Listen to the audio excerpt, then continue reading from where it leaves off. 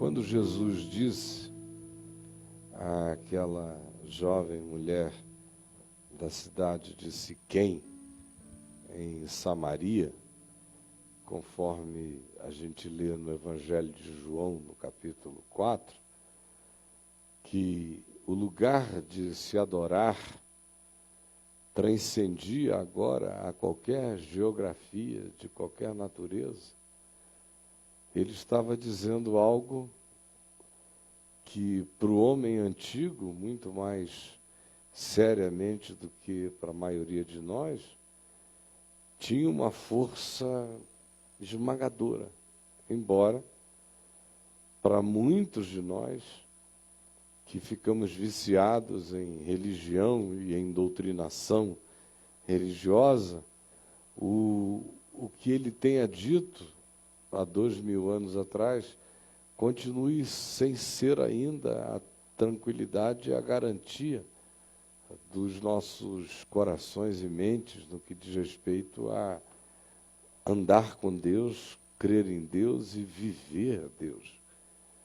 Ele disse, perguntado pela mulher: Senhor, os nossos pais dizem que o lugar aonde a gente deve adorar é aqui nesta montanha, no Monte Gerizim, bem na frente de Siquém, que era um monte designado por Moisés no Velho Testamento para ser o lugar das bênçãos. Ali na Samaria havia dois montes, um monte de bênçãos e um monte de maldições. O monte das bênçãos era o Monte Gerizim, ao qual ela fazia referência. E o monte das maldições era o Monte Ebal. Ambos eram geografias que representavam ou bênção para quem era obediente ou maldição para quem era desobediente. E como os samaritanos, que originalmente eram todos judeus e são filhos de Abraão, mas tinham no exílio que viveram, até anteriormente ao exílio dos de Jerusalém, na Judéia, se misturado com outros grupos e outros povos, os judeus, assim chamados, da tribo de Judá e que tinham sua capital em Jerusalém, ficaram fazendo discriminação e desenvolveram veemente preconceito em relação aos samaritanos. E os samaritanos introjetaram esse complexo de inferioridade, não eram aceitos no templo em Jerusalém para adorar, por isso desenvolveram o seu lugar sagrado alternativo. Até que alguém teve uma ideia, disse, olha, já que o Monte Gerizim está aqui, bem na nossa cara, aqui é o lugar em que se deve adorar. Aí, durante o primeiro século, desde que se disse isso, começaram a adorar lá, depois segundo, terceiro, quarto, já 5 séculos tinham passado. E eles estavam adorando naquele lugar, porque em Jerusalém não lhes era nem permitido subir, porque eles eram pessoas contaminantes, radioativas, para os santarões santarados de Jerusalém. De modo que essa mulher faz uma pergunta de 500 anos. Para ela, era a pergunta das perguntas.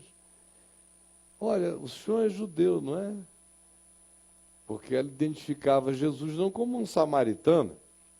De fato, ele era um judeu que tinha nascido em Belém, tinha sido gerado em Nazaré e fora criado lá.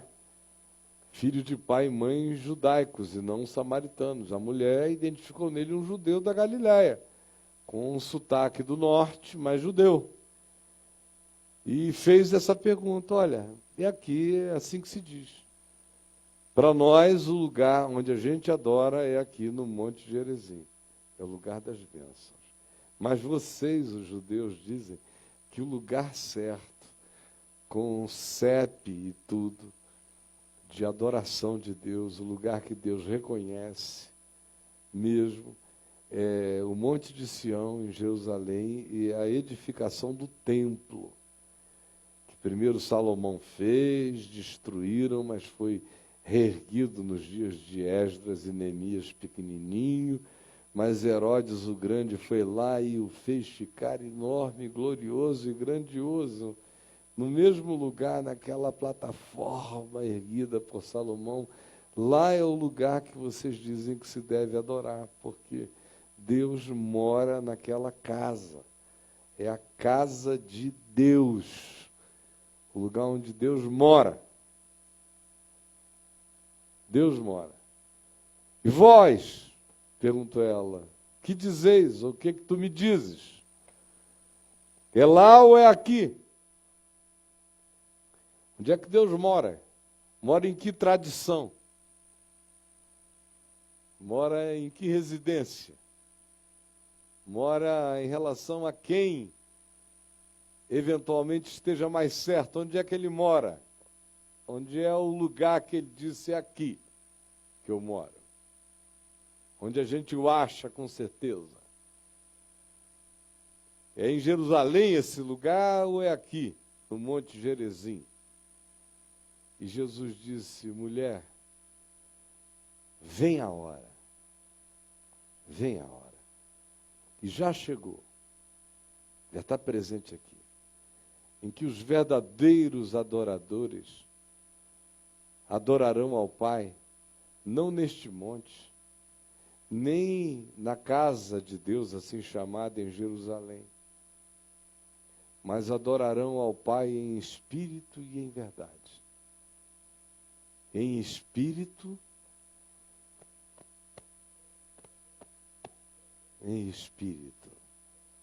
em consciência, não numa geografia, nem num ambiente definido por qualquer manifestação terrena ou contingenciada. Ao contrário,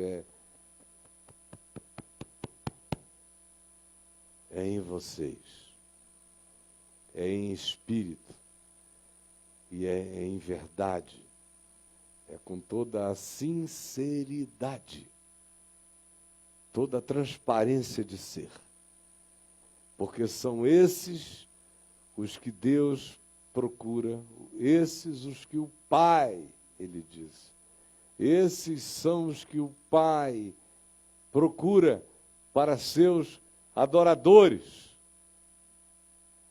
Aí a gente lê aqui, Paulo, algumas décadas depois disso, provavelmente umas 2 décadas e meia, após Jesus dizer isso, ter uma ousadia descomunal, chocante, que só não é tão chocante para nós, porque nós somos uns brasileiros distantes, historicamente, de muito do que a gente lê e não consegue nem avaliar o significado daquilo para quem primeiro ouviu aquilo, para quem originalmente ouviu aquelas coisas. E olhe só, está em 2 Coríntios, se você puder ler comigo, leia aí, 2 Coríntios no capítulo 3, obrigado. 2 Coríntios, capítulo 3. Vamos ler.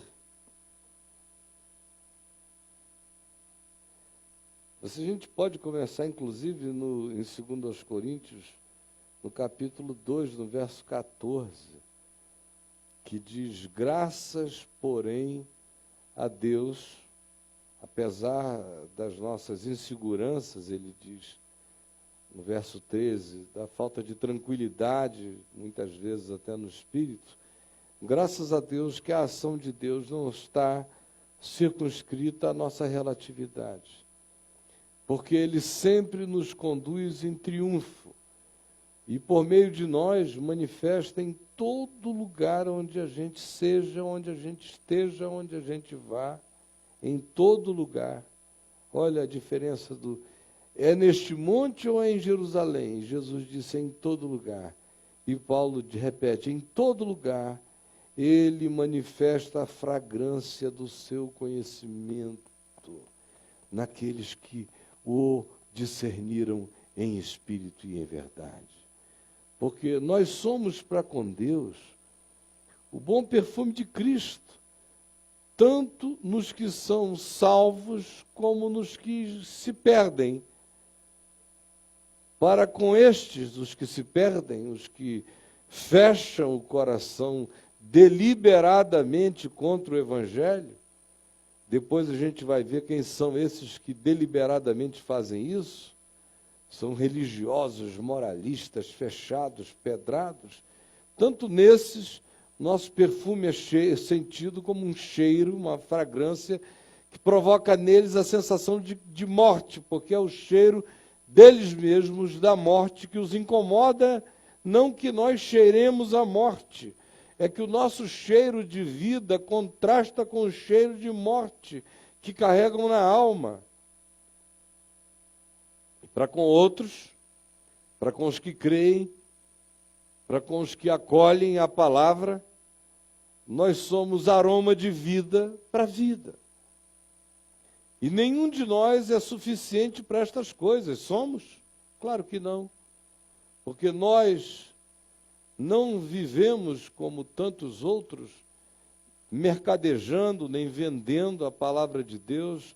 Antes, em Cristo, vivemos, falamos na presença de Deus com sinceridade, em espírito e em verdade. Vivemos e somos da parte do próprio Deus.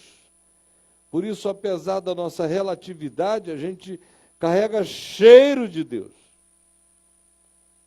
Aí ele dialoga com os de Corinto, que estavam lendo a carta, já antecipa-se a perguntas que lá poderiam surgir, e diz: vocês já estão falando que, porventura, eu estou fazendo super recomendações a meu próprio respeito. Mas não, se vocês quiserem, vocês são a minha carta viva, escrita, está escrita em vocês. O imprimato do significado do que eu estou dizendo foi impresso em vocês pelo Evangelho. Não há por que nenhum de vocês ter dúvida a respeito disto. E as marcas dessa consciência que vocês carregam aqui entre nós não foram feitas com tinta, mas pelo Espírito do Deus vivente. Nem tampouco foram impressas em tábuas de pedra, como nas tábuas de Moisés, mas em tábuas de carne, de mente, alma e coração. E é por intermédio de Cristo que nós, que somos dele, temos tal confiança em Deus, que ele escreveu e inscreveu a palavra dele em nós. E é por isso que andamos com ousadia sincera. E em todo lugar há a fragrância, o cheiro do perfume de Deus na nossa vida. Não que nós mesmos sejamos capazes de pensar estas coisas como se nós tivéssemos virtude para produzir esse extrato de graça. Como se isso nascesse em nós, partisse de nós, fosse produção nossa. Não é. Pelo contrário, a nossa suficiência, a nossa convicção e certeza vem de Deus, o qual, pela graça, nos habilitou para sermos servos de uma nova aliança, de uma nova relação, não feita com base em letra, como a letra das tábuas da lei de Moisés, mas com base no que foi inscrito em espírito e em verdade em nós. Porque a letra, as obediências externas, as preocupações comportamentalistas matam. Mas é o espírito cheio de fé e quebrantado que é vivificado. Ora, se o ministério da morte de Moisés, das tábuas de pedra, escrito e gravado com letras em pedras, se revestiu de glória, porque ele teve esse ministério, a sua glória, essa hora, essa era, esse momento, teve a sua glória, a ponto de os filhos de Israel não poderem olhar, fitar a face de Moisés, por causa da glória do seu rosto, ainda que desvanecente. Mas se aquele ministério, que é um ministério de morte, que diz, quem não obedece, morre. Quem não obedece, morre. Quem não obedece, morre. E quem obedece tudo, mas é transgressor de um mandamento, ainda assim mesmo é réu de todos. Portanto, por aquele ministério de Moisés, ninguém escapa. Se aquilo que fala de morte carregou a sua glória, como não será de muito maior glória o que nós temos hoje? Esse ministério, esse trabalho, essa ação, essa era, essa glória do Espírito Santo habitando em nós. Porque se o ministério de Moisés, das tábuas de pedra, do medo, do pânico, do clangor de trombeta, do apavoramento radical, aonde todos disseram, não fale Deus conosco, porque nós não suportamos. Sim, se o ministério da condenação em Moisés foi cheio de glória, ora, em muito, mas muito maior proporção, será glorioso o ministério da justificação pela fé em Cristo Jesus. Porquanto, na verdade, o que outrora em Moisés foi glorificado, neste respeito, já não resplandece. Não resplandece diante da atual sobreexcelente glória de Cristo Jesus. Quem vai lembrar de Moisés, da tábua da lei, dos mandamentos da morte? Embora haja pessoas entre nós trocando o ministério da glória do Espírito Santo pelo ministério da condenação da lei em Moisés. Porque se o que se desvanecia, que era a lei de Moisés, e Moisés mesmo, teve a sua glória, muito mais glória tem o que é permanente, aquilo acerca do que se disse, vem a hora e já chegou. Vem a hora e já chegou, em que os que adoram ao Pai o adoram em espírito e em verdade. Não é neste monte, não é em Jerusalém, não é baseado em geografia, nem em concreções humanas, nem em sacralizações humanas. Tudo isso passou. Nós estamos diante de uma glória maior. Tendo, pois, tal esperança, servimos-nos de muita ousadia no falar, diz Paulo. Cheios dessa esperança, nós falamos na cara de qualquer um, a começar de Moisés, de qualquer outro. Vocês não entenderam. Nós não estamos cultuando nada que tenha a ver com outrora. Nós estamos diante de uma sobreexcelente glória, manifesta hoje, para quem anda pela fé, porque vem a hora e já chegou. Essa é a nossa certeza. E é por isto que eu tenho as ousadias que eu tenho no falar. Paulo diz, e eu repito, eu tenho as mesmas ousadias baseadas na mesma realidade. E não somos, olha o atrevimento de Paulo do ponto de vista dos religiosos judaicos, ou como muitos religiosos entre nós, e não somos como Moisés, que punha véu sobre a cara, para esconder a carinha dele, para que os filhos de Israel não vissem que ele estava em estado de desvanecência. Aquele não era um véu para salvar o olhar do povo em relação ao brilho de Moisés, acabou se tornando um véu que ficou na cara dele para encobrir o fato de que dia a dia aquele brilho passava, Moisés morria. Não havia nada perene na glória de Moisés. Ela era desvanecente, como a glória de qualquer que seja a produção humana, é passageira e é desvanecente. Mas os sentidos deles, dos que creem em religião, em lei, em regra, em tábuas da lei, em observâncias, e que vivem com medos enormes de castigos e obedecem por causa de sentenças e condenações, por causa do ministério da morte, do medo da morte, do medo da punição. Os que são assim, esses que assim veem, que assim sentem, que assim interpretam, ficam com os seus sentidos embotados. Paulo diz, o véu de Moisés se lhes transfere para os sentidos espirituais e eles se embotam e não enxergam, eles se entopem, eles não percebem. Pois até o dia de hoje, quando eles fazem a leitura do Velho Testamento, eles leem o Velho Testamento sem ser em Cristo, não têm Jesus como chave hermenêutica e acham que aquilo tudo está em validade. Portanto, o mesmo véu permanece nos seus rostos, nos seus sentidos embotados, não lhes sendo revelado que em Cristo Jesus tudo isto foi removido.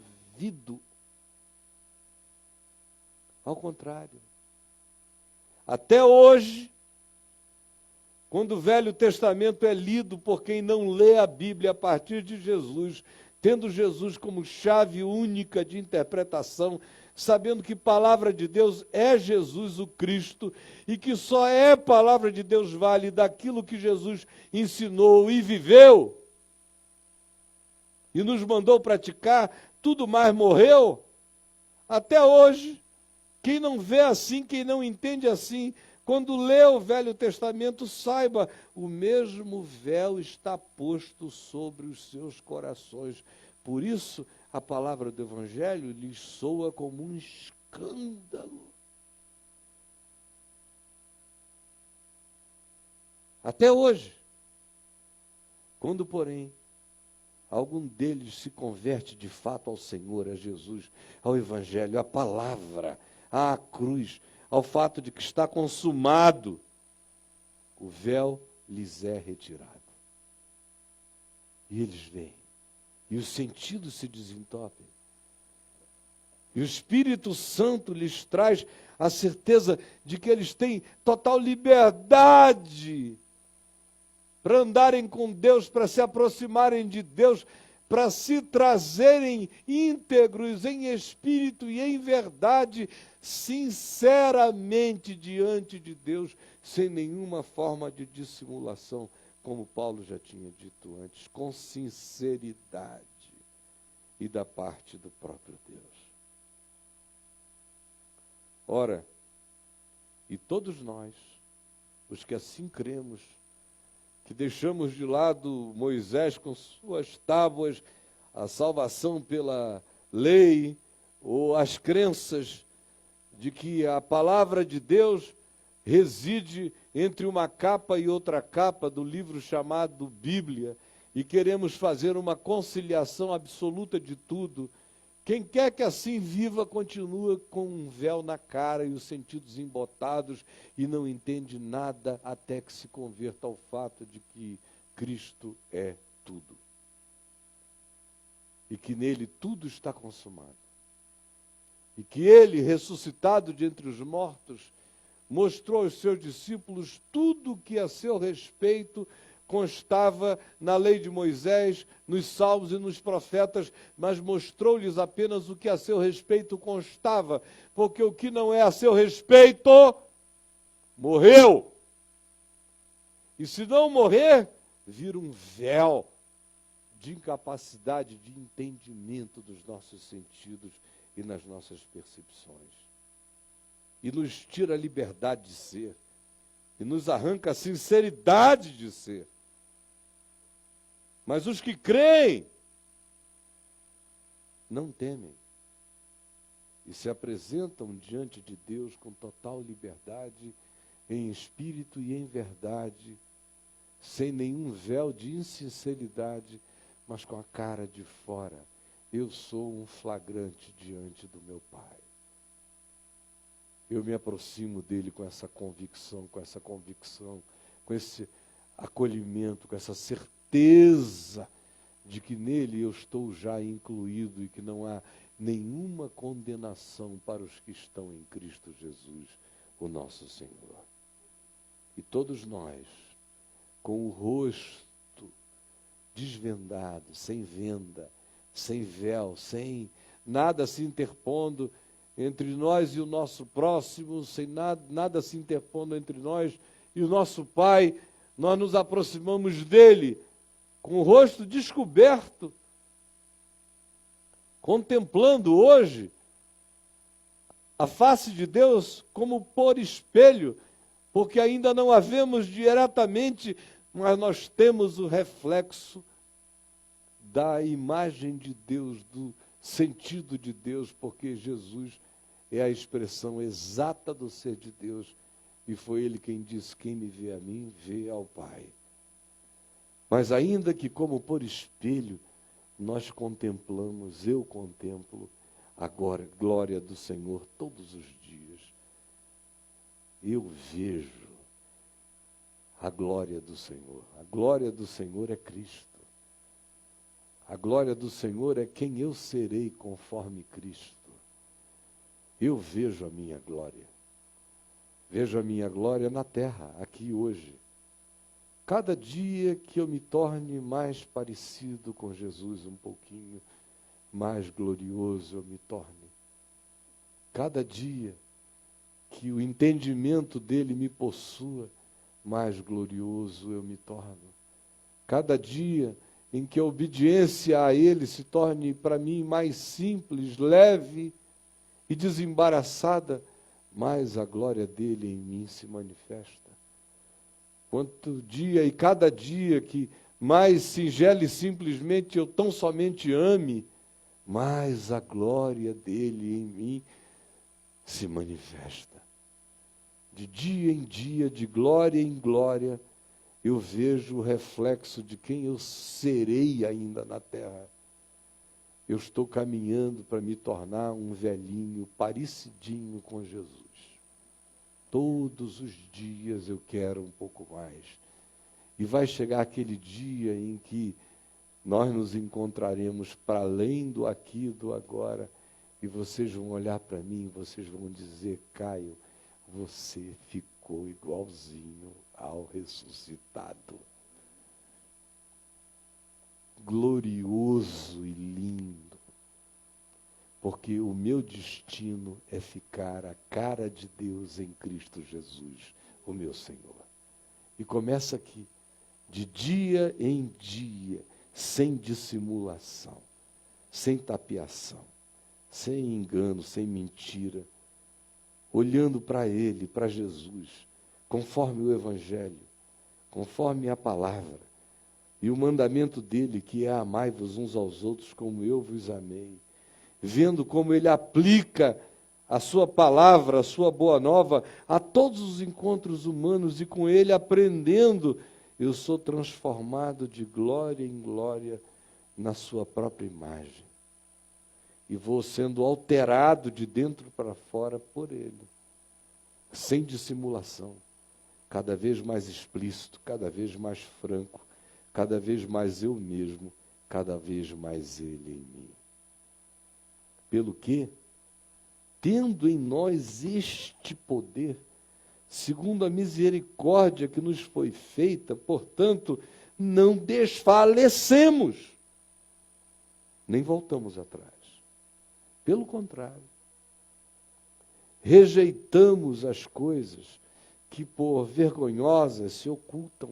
A gente já não tem mais a ver com nada aquilo que tem que se fazer escondidissimamente, contra tudo e contra todos. Isso passou, a gente agora é gente da luz, da cara para fora, do rosto desvendado, sem véu na face, sendo transformados cada dia um pouco mais pela contemplação de quem é Jesus e que a nossa vocação é tornarmos-nos semelhantes a Ele. Sabendo disso, não desfalecemos, pelo contrário, rejeitamos essas coisas vergonhosas que se ocultam e não andamos em astúcia, nem em dissimulação, nem adulterando a palavra de Deus em nosso favor ou contra os outros. Antes, pelo contrário, buscamos andar na presença de Deus e na presença de todo homem com a melhor consciência, manifestando a verdade, porque Deus é Espírito e importa que os seus adoradores o adorem em espírito e em verdade. Mas se este Evangelho, o nosso Evangelho, como diz Paulo, o único, ainda está encoberto, não é para nós que ele está encoberto. E eu espero que para nenhum de vocês aqui ele esteja encoberto. Se ele está encoberto, ele só está encoberto para aqueles que se perdem, para aqueles que não querem se abrir para o fato de que eu não sou suficiente para nada, não existe nenhuma suficiência em mim para patrocinar nada, toda a minha suficiência vem de Deus, vem de graça, vem como favor imerecido, eu só acolho, recebo pela fé e ando nela com temor, tremor e sinceridade diante de Deus, sem dissimulação.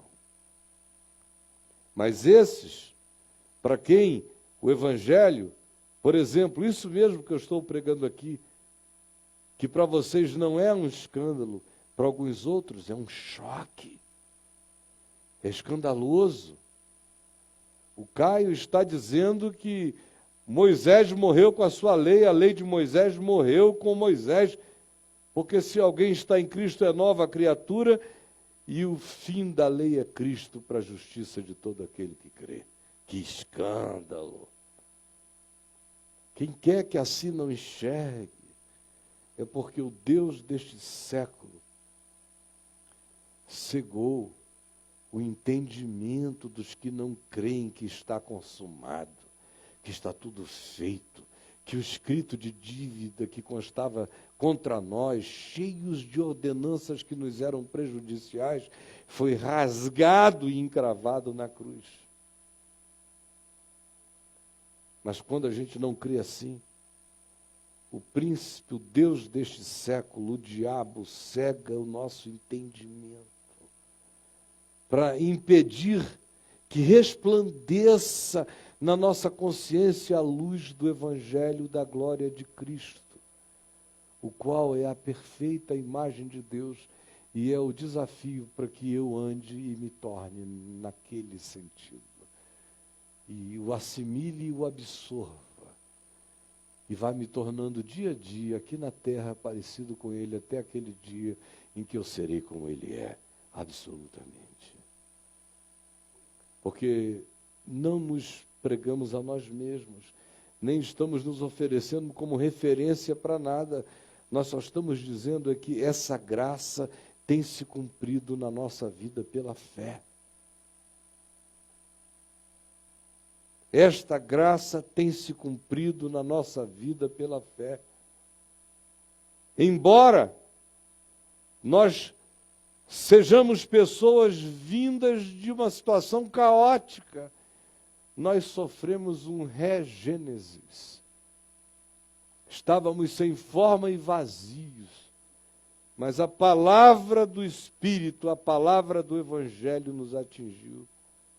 Porque Deus que disse, de trevas resplandecerá a luz, ou haja luz, lá no início, foi Ele mesmo hoje, e agora e aqui, que resplandeceu em nossos corações, para a iluminação desse conhecimento de Deus. Dia a dia eu conheço mais a Deus, olhando a face de Cristo, os modos de Jesus, os caminhos de Jesus, os princípios de Jesus, o Espírito de Jesus, o modo de ser de Jesus. E contemplando isso, eu vou sendo transformado de glória em glória e vou ficando a cara de um filho de Deus. E é aí que eu queria chegar. Isso é só a leitura. Só a introdução para vocês entenderem agora o que eu quero dizer. Prestem atenção. Temos, porém, senão ninguém entender nada. Tem um contexto. Temos, porém, este tesouro, Paulo diz, ó, que tesouro. Ou é ou não é um tesouro viver assim, ser assim, ter essa convicção, carregar esse entendimento? É maravilhoso, eu não troco isso por nada. O que vale mais do que isso? O que importa mais do que ser assim? Ter essa consciência. Viver com esse alvo sublime no coração, no ser. Ter essa ousadia. Meter a cara para dentro da cara de Deus. Com sinceridade. Sem esconder nada. E à medida em que eu olho livremente, sabendo que eu já estou acolhido e incluído, eu vou sendo transformado, transformado, transformado. Quanto menos medo da verdade, mais cara, limpa, livre, sincera diante de Deus, vendo que em Cristo Jesus eu sei como Deus é e como eu devo ser. Quanto mais eu vivo assim, mais eu sou transformado de glória em glória. E é um tesouro. É um tesouro. Como disse Jesus, em verdade eu vos digo que muitos reis e príncipes quiseram ver o que vedes e não viram, e ouvir o que ouvis e não ouviram. E concluiu dizendo, graças, porém, a ti, ó Pai, Senhor dos céus e da terra, porque ocultaste estas coisas a sábios e entendidos, e as revelaste a pequeninos, sim, ó Pai, porque assim foi do teu agrado. É um tesouro muito doido. Faz uma diferença brutal. Viver assim é diferente de viver sem ser assim. Morrer assim é totalmente diferente de morrer sem ser assim. Ser gente assim é totalmente diferente de tentar ser gente sem ser assim. É um tesouro ser assim. Ter encontrado isto é um tesouro. Como Paulo diz, é um tesouro em vasos de barro. Porque eu sou um vaso de barro. Sou frágil, sou quebrável, sou relativo. Mas Deus é louco. Ele é louco. De botar esse tesouro todo num vaso de barro. Se o vaso tivesse que ser adequado ao tesouro, em mim não ia ser posto nada. Só ia ter vaso, e olhe lá, vazio. Nem vaso. Ia ter a terra sem forma e vazia antes. Porque foi Deus quem disse, Paulo diz, ele nos leva lá para o Gênesis, para aquele tempo do caos, e diz, a gente era assim, mas o mesmo Deus que disse, haja luz e houve luz, é aquele que disse, haja luz na tua vida. E você resplandeceu no seu coração para a iluminação do conhecimento de Deus na face de Cristo. Isso é um tesouro. Tendo, porém, este tesouro em vasos de barro, assim é para que a excelência do poder seja de Deus e não de nós. Eu aqui entro com o vaso de barro. E olha que até o vaso não fui eu que o constituiu. Foi a misericórdia de Deus que o veio moldando. Eu entro com o vaso. Barro. E ele bota o tesouro. Que tesouro num vaso tão inadequado para que a excelência do poder, a excelência, seja de Deus e não de nós. É de Deus. É lindo. Lindo é Deus em mim, lindo é Deus em ti. Lindo é o Evangelho num ser humano vivendo com sinceridade simples. É lindo. É maravilhoso. É deslumbrante. Mas isso não nos isenta de existirmos no meio de toda a relatividade e de toda a pancadaria da existência. Isso é para você aqui. Começa a ouvir tudo isso e disse, pronto, agora a minha vida está resolvida, eu entendi. Não, você começou a entender. Porque você vai ser um tesouro, esse teu vasinho de barro, esse teu corpo de morte, esse container espaço-temporal que se visibiliza nessa reunião aqui, que na realidade é um espírito e não um corpo. O corpo pertence a esse espírito que és tu, mas tu não és o corpo só pertence a ti, mas tu não és o corpo que a ti pertence, tu és mais do que ele. Ainda assim, tu espiritualmente, tu fisicamente, eu espiritualmente, eu fisicamente, não passo de um container inadequado. É um vaso de barro.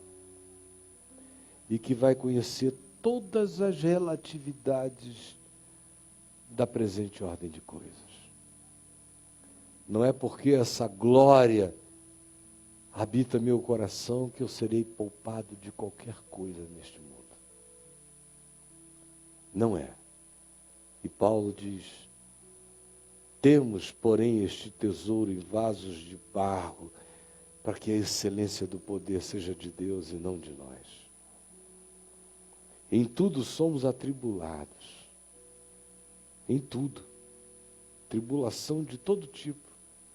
Porém não angustiados. Isso é maravilhoso. Porque atribulado eu sou.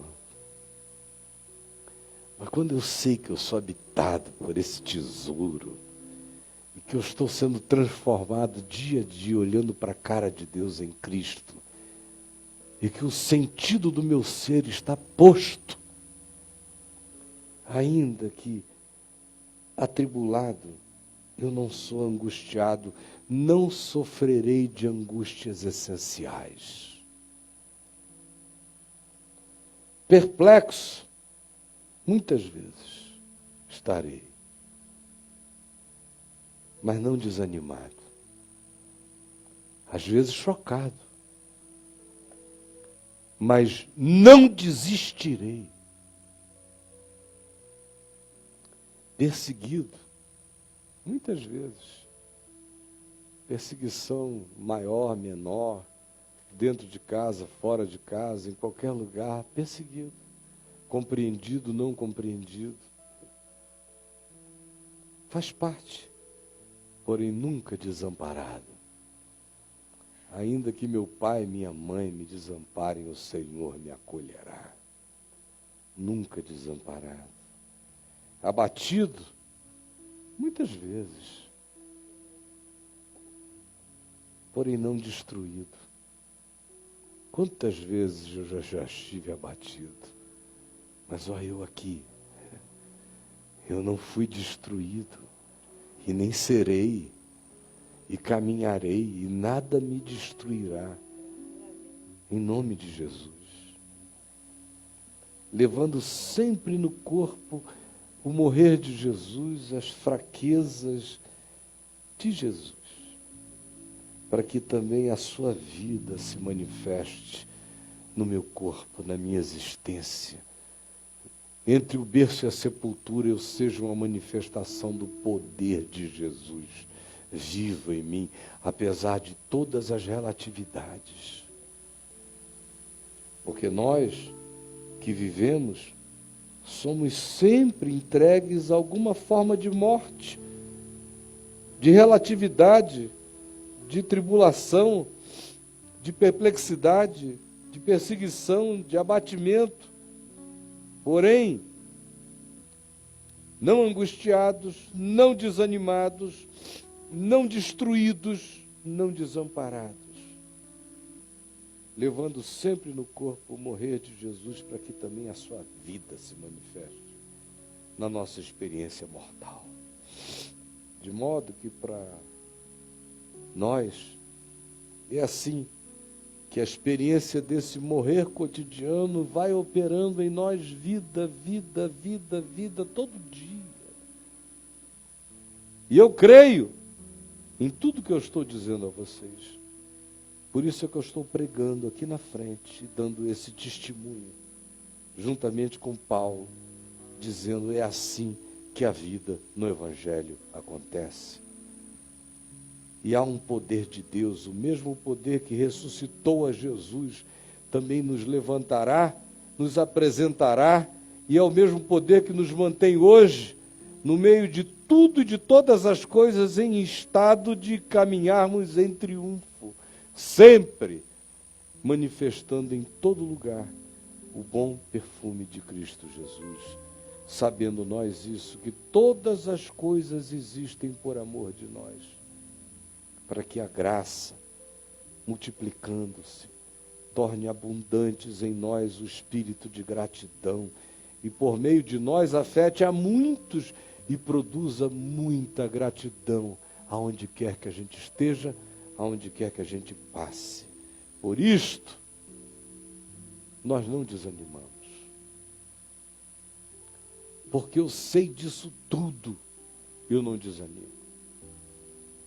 Porque eu sei disso tudo, eu não desanimo. Você pode repetir isso comigo?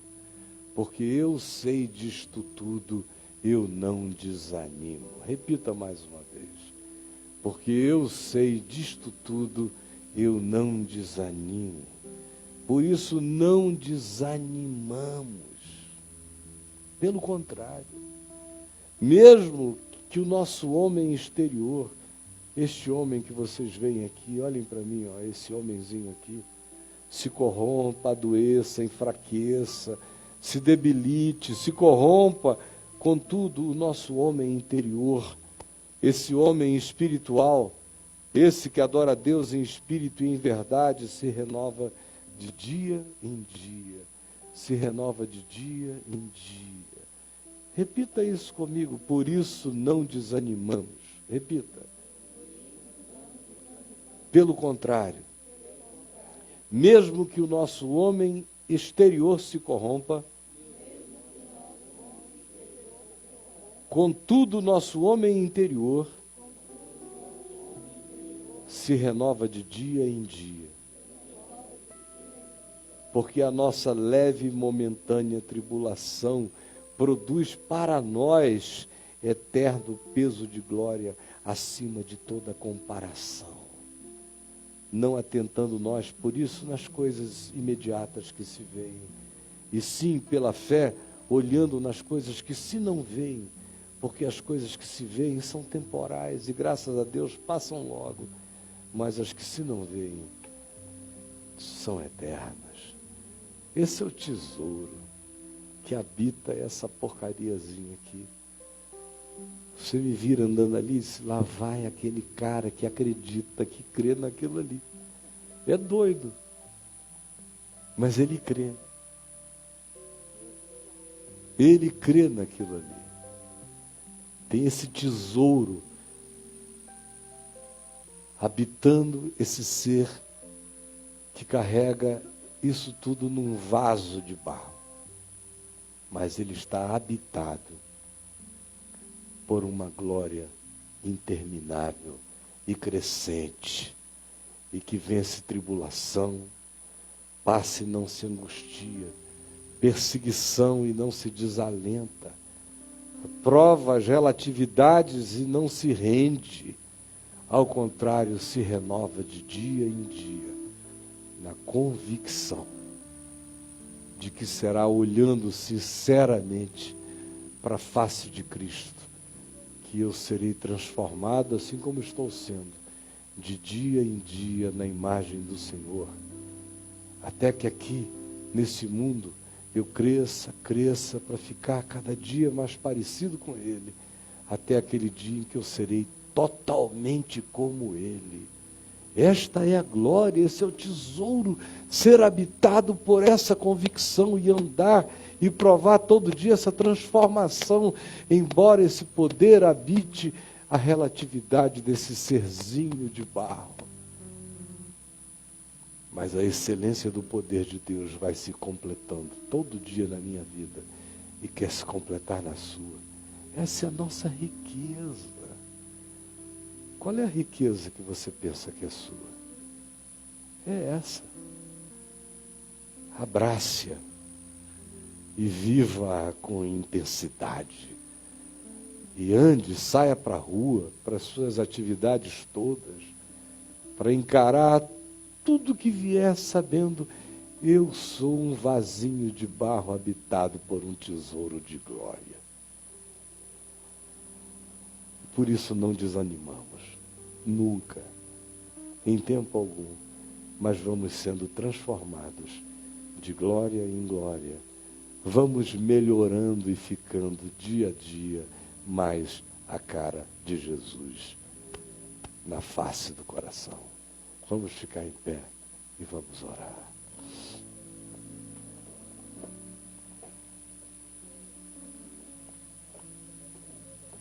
Você vai sair para sua casa e talvez você tenha passado esse tempo aqui, não sentiu nenhum arrepio, não deu nada assim muito especial, nenhum tremelique, mas a sua cabeça não vai ser mais a mesma.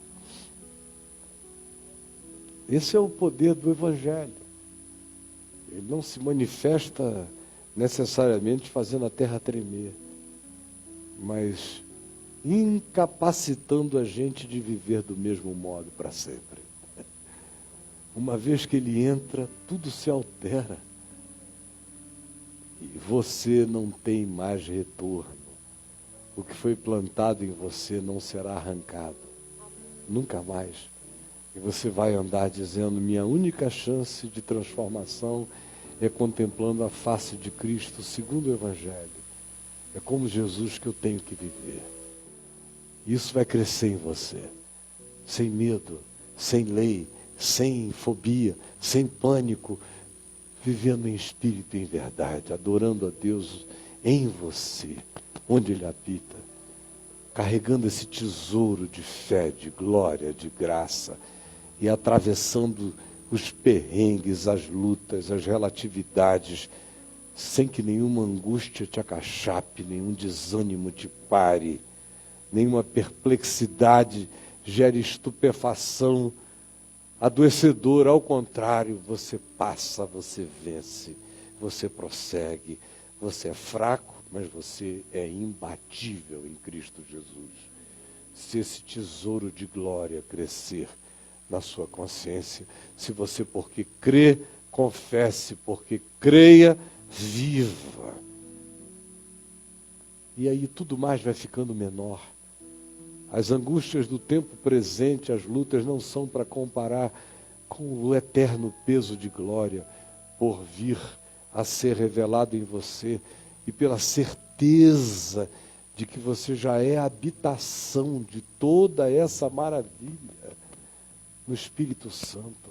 É isso que me põe em pé todo dia, é isto e é isto. E será isto que me botará em pé e mais do que vencedor todos os dias da minha existência, enfrentando a realidade com um poder maior do que ela, que é a glória desse tesouro transformante que me habita em Cristo Jesus. Ó Pai, nós estamos aqui